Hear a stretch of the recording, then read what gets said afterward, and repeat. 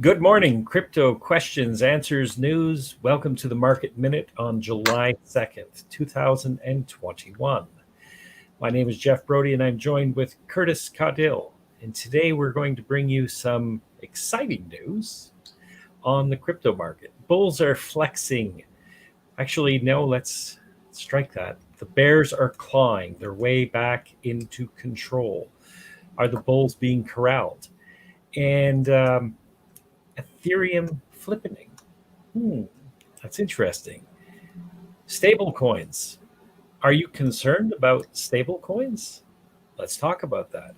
And lastly, are you willing to sell your Iris scan for cash? Interesting things. So here we go, Curtis. The bears have been flexing their muscle. We see the fear greed index, crypto fear greed index has dropped back from 28 to 21. So we've saw Bitcoin retrace down to 33,000 and Ethereum down to 2,000 and $80 this morning. So very interesting. Some moves here. It's following patterns. Will it go lower or are we testing support now? Is 33,000 the new support line, and is 2,050 the new support line for Ethereum? So what's your thoughts about the bears? Are they in control, or is this just a last-ditch effort to try and grab some attention? Yeah, well, as we spoke the other day, and we were both celebrating Ethereum and Ethereum Classic gains and the small Bitcoin gains and the altcoins, we had also mentioned that when you see a pump like that, there's an immediate correction, and that's where we're at today. Yeah. As far as what's going to happen in the future, it really depends on where you think we are in that Wyckoff accumulation pattern. I happen to think that we are in phase C, and we're experiencing the first part of the spring. But as chart readers know, the Wyckoff accumulation pattern is not something that plays out on the minute chart, the 5-minute chart, 15, right? This is either going to be daily or weekly. So this thing is going to play out for a while, and it's going to appear that Bitcoin and the entire market are trending sideways. I do think that we're testing support right now. I do think that the bulls will take control. But as you and I both know, weekends usually aren't good for crypto in general. But this may be an interesting weekend because we've got to run up to the forks and the upgrades. And where traditionally Bitcoin would drive the market, I think you're going to see something new. Yeah, something new is definitely in the headway, especially with the news that we see coming. We're 5 days away from the Ethereum launch of the upgrades. So there's some exciting things going on. So, on the Wyckoff pattern, I think that we're starting to step into the Elliott of the accumulation phase, so that we're going to start dancing, hopefully, in my opinion, upwards. Yeah, I agree. And if you pull out your charts, and I was sharing these with you earlier, you've seen the little bump in Ethereum and Ethereum Classic that took place before their Elliots. Yep. We're on the back side of that bump. We're going to see, I'm thinking that, usually after that bump, there's a lot of time that takes place before we start the climb. But in this case, with the upgrades, I think you're going to see a lot of revenue pour in, a lot of institutional investments, and potentially a sell-off right after the upgrade. That's usually what happens when a coin either enters an exchange or has an upgrade. There's a big buildup and then a nice sell-off right after the upgrade. So I think you're going to see Ethereum and Ethereum Classic jump first, and then I think you'll see Bitcoin kind of lag behind Ethereum and Ethereum Classic into its Elliott. Again, this is all theory, not investment advice. But if you look at the charts and the news together, it seems likely that this is a very possible scenario. Yep, absolutely. And to that note, this, neither Curtis or I are financial advisors, and none of this is to be construed as financial advice. This is we're merely doing this for entertainment and education purposes. So enjoy that. And thank you for joining us this morning. We're happy to have you with us. And Facebook group, Cryptocurrency Questions, Answers, News. Be sure to invite your like-minded friends to the group.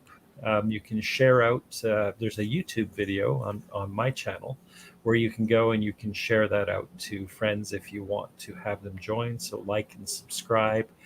We're definitely glad that you've joined us this morning. So next thing on the roster this morning is we've talked a little bit about the market, the bull market, bear market, and stable coins, right? We've noticed that when the market is getting into the fear area, that a lot more money moves into stable coins to protect capital. And there's a little bit of concern being voiced around whether or not we're going to see a Black Swan event. So what's your thoughts about stablecoin? And is there a safe haven for crypto investors that want to wait out the this sideways movement? Yeah, thanks, Jeff. I definitely see a lot of concern around Tether. And usually when the market cycle starts following a particular story and people start popping their heads up saying, hey, what's going on here? There seems to be a spotlight or a magnifying glass that goes in that direction. And my concern is that Tether is that direction that people are starting to point their magnifying glasses at. The reason is Tether is supposed to be tied to a particular amount of currency that's coming into the market. And there are a lot of people that doubt that they have enough currency to back their stable price of $1. Most of the cryptocurrency market is driven through Bitcoin when the market is going up. And then, yes, when the market's going down, people put their money into Tether as a safe haven. And the sentiment is that Tether may not potentially be as stable as people think it is. So there have been some attempts to get Tether to audit and make sure that the funds are there.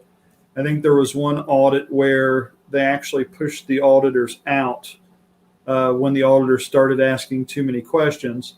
Mm-hmm. So I think that they're probably going to have to ante up an audit at some time. Meanwhile, USDC, which is seen as a more stable, safer asset to do that with, has a lot of room to grow. They are establishing themselves on more blockchains. I believe that they're on Tron now. I believe they're going to Stacks.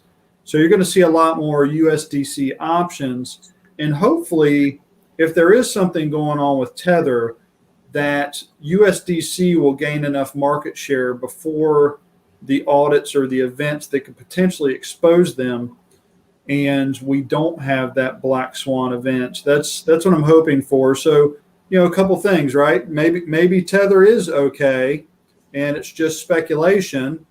Number two, maybe it's not. And is the transition to USDC going to take place quick enough to not have a massive effect on the market? I'm hoping for number one, but number two could still play out in a positive way if the market share shifts quick enough. Yes, absolutely. We saw that stable coin that Mark Cuban had gotten behind. And so they had a Black Swan event. So it's not very stable. Not very stable at all. So it's, we definitely want to make certain that we have our money in what we consider a safe haven, and that it actually is back the way it is supposed to be. So be careful. So, and to add to that, let's talk about these asset-backed coins. There's another one that is I consider to be a bit risky, which is PAX G. It's supposed to be tied to gold. And if you notice, it looks fairly stable and is not directly tied to the cryptocurrency market because it's supposed to be tied to gold. So as you look at the charts, you see it following more of that pattern. The concern is that they have been audited and things seem to go well, but all of their information is stored on the blockchain, and there seems to be discrepancies in the amount of gold that they claim that they hold versus what's on the blockchain. So yes, be careful in these asset-backed coins because the market is not heavily regulated. You don't know whether the company that claims that the asset is backed has any proof to back it up, and are the third-party auditors pay-to-play auditors, or are they independent third-party auditors that are going to show the issues that exist? So yeah, absolutely. So moving along is your iris scan for sale?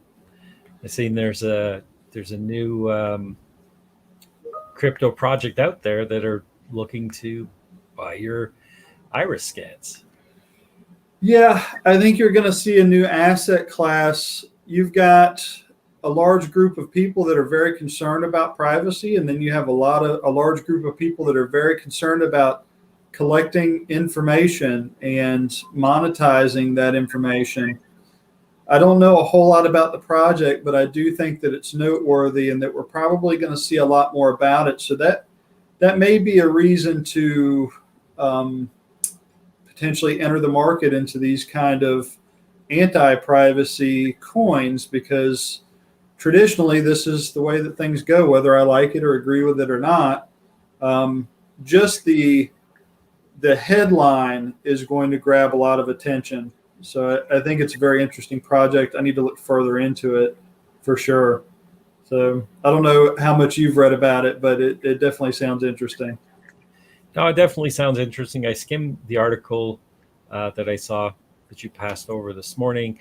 It reminds me there was a TV movie that was made about irises and the study of the iris, and that the iris being like a fingerprint, it's unique to the individual. And this researcher was taking pictures of irises, and then what he was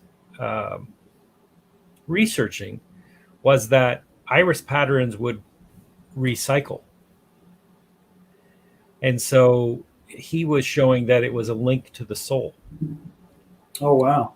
So that when they were researching the person who had that iris scan, the memories from the past life were in the consciousness of the individual who was scanned. And the way they were doing this is that when they found the match to the iris scan, they would flash pictures from the previous person's life and register how the brain was reacting to them.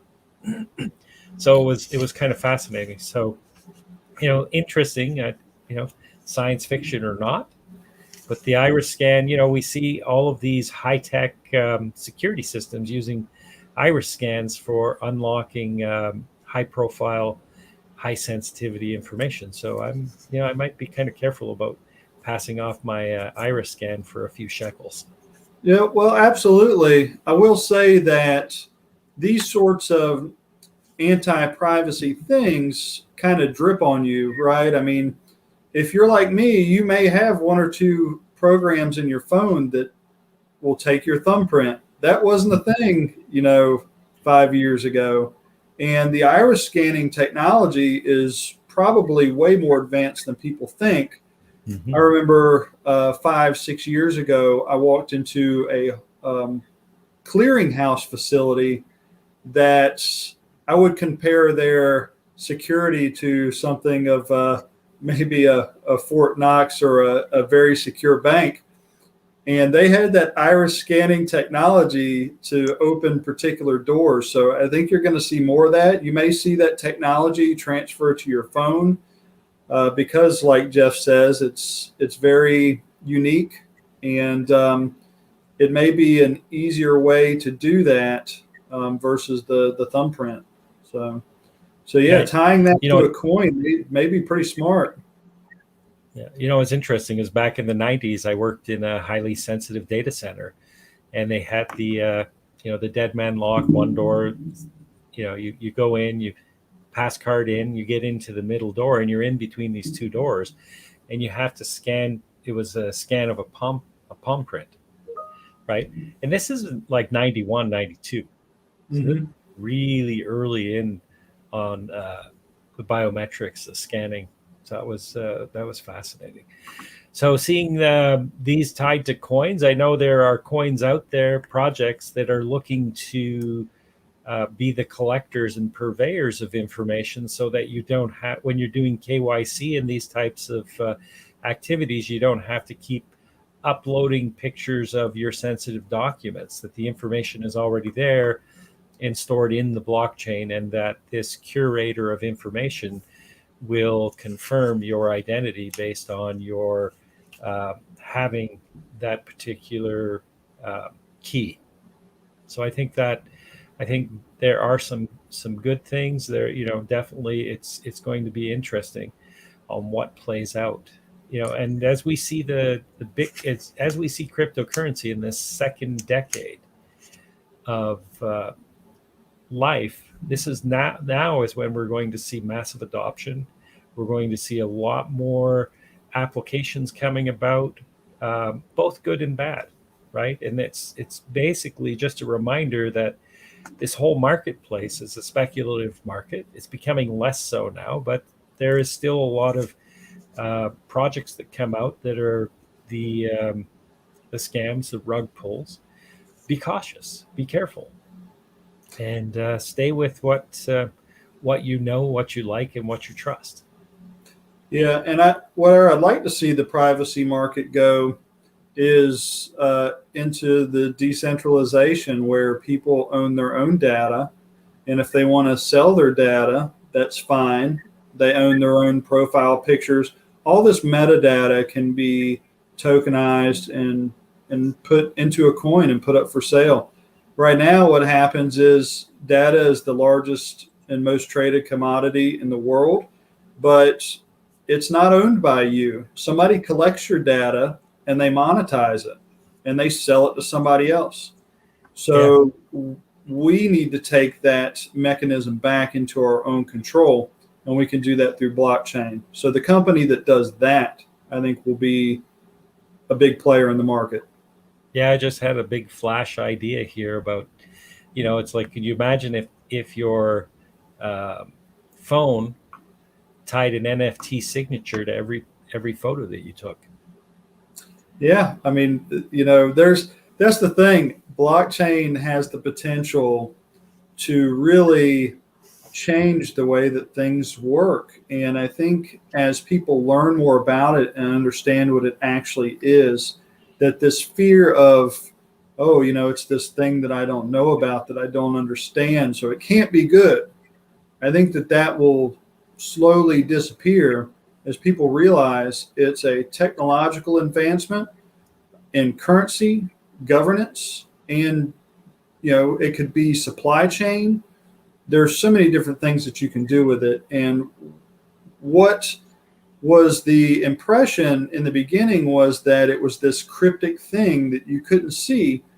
The reality is it's the exact opposite. It allows for transparency and for people to be able to follow things in a public manner. Yeah. And as I started thinking about this, it's like, we think about copyright. So when we upload our pictures, we write and publish articles, we put a little, copyright notification, but it's not validated, right? Whereas if we had this tied to an NFT, and everything that we were every time we published an article, that it generated an authentication code for it, so that we had ownership to that article, we had ownership to that picture, we had ownership to that video, everything that we're doing. And that way, as you're saying, when someone wants to reuse our material, our intellectual property, that there's already an automated system in that if we've decided that, hey, yes, you can take my content and reuse it as long as you are willing to pay the fee. Yeah, that's a good point. And Jeff, that already exists on some platforms. For example, OpenSea. If you want to create an NFT, you can also put a commission rate on there for every time that NFT changes hands. So, for example, if one of our members made an NFT and then I purchased it, they'll get, let's say, 1%. It depends on whatever they put on there. And then in turn, if I put it back up on the market and Jeff buys it, then another 1% goes to the person that created that NFT. So that technology exists, and not only directly from the person that created it to the purchaser, but every time that NFT changes hands, a commission comes back to the original creator if they set it up that way. So yeah, I think it's amazing technology. I think that kind of technology is going to be really big in the music industry because it's automated and it takes out a lot of these shady record deals, which are already kind of unwinding because of the internet in general and streaming services. So this is just another notch in their belt to help them navigate that space. Yep, absolutely. Some exciting, good things coming in the cryptocurrency space. And thank you for joining with us today and staying with us. Again, be sure to invite your like-minded friends as we are looking to grow this space. Cryptocurrency Questions, Answers, News is a independent media outlet. So, and we're looking for participation of new members. Let us know what your thoughts, comments, suggestions are. We're open to hearing from you, and we encourage it. And to mention that we're still looking for a logo for those who are artistically talented, that we'd like to have a logo so that we can watermark our videos with it, and definitely give you credit for your contributions. So thank you and have a great day. We'll talk again soon, and maybe we'll have a good crypto weekend. We've got and happy Independence Day to all of my friends in America, and I hope you have a safe and happy holiday weekend. So thank you and bye for now. Thank you, Curtis. Yeah, thank you. Happy 4th, everybody. It's coming up. Yeah, bye for now.